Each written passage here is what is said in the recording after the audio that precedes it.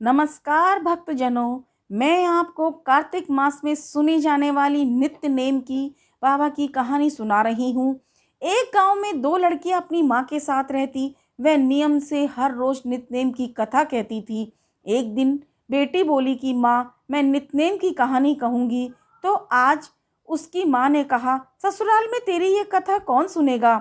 लेकिन उसकी जिद के आगे माँ की नहीं चली। उसने कहानी कह दी। कुछ समय बाद उसकी शादी हुई और वह ससुराल चली गई। ससुराल आने के बाद उसने एक एक कर सभी को कहा, मेरी नित्यनेम की कहानी सुन लो। लेकिन हर किसी ने कोई ना कोई बहाना बनाकर उसे टाल दिया। कोई उसकी कहानी नहीं सुनता, जिससे वह भूखी ही रह जाती। एक दिन उसकी एक पड़ोसन ने कहा, चल मैं तेरी कहानी सुनूंगी। तो उसने पड़ोसन को अपनी कहानी सुनाई और रोटी खाई। अब रोज वह पड़ोसन को अपनी नित्यनेम की कहानी सुनाती। एक दिन उस लड़की की ननद ने कहा, माँ, ये पड़ोसन के कहने से तो खाना खा लेती है, लेकिन जब हम खाने को कहते हैं तब नहीं खाती। तब सास ने कहा कि ठीक है, जब पड़ोसन घर आए तो उसे मना कर देना। पड़ोसन ने अपने पति से यह बात कही तो पति बोला, उसकी सास अगर मना कर तब तू कहानी सुनने मत जाना। अगले दिन पड़ोसन गई तो लड़की की सास ने उसे घर आने से मना कर दिया।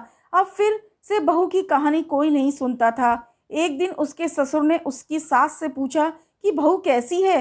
तो उसने कहा कि बाकी सब तो ठीक है, काम कर लेती है लेकिन खाना नहीं खाती। ससुर ने कहा कि बड़े घर की बेटी है, शायद काम करके थक जाती होगी, इसलिए तुम उससे काम मत कराया करो।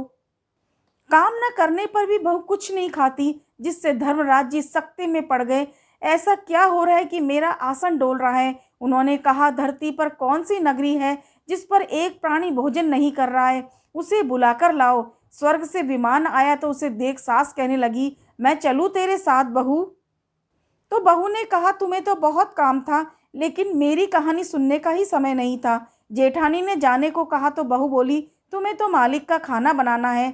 ननद ने जाने के लिए कहा तो वह बोली, तुम्हें तो अपने खिलौने से खेलने से फुर्सत नहीं है। अब पड़ोसन से कहा कि तुम्हें मैं ले चलूंगी। तब वह बोली कि हाँ, तुम मेरे साथ चलो, क्योंकि तुमने ही मेरी कहानी सुनी है। पड़ोसन अपने पति के पास गई तो वह बोला, तू बड़ी भाग्यशाली है जो जीते जी स्वर्ग में जा रही है।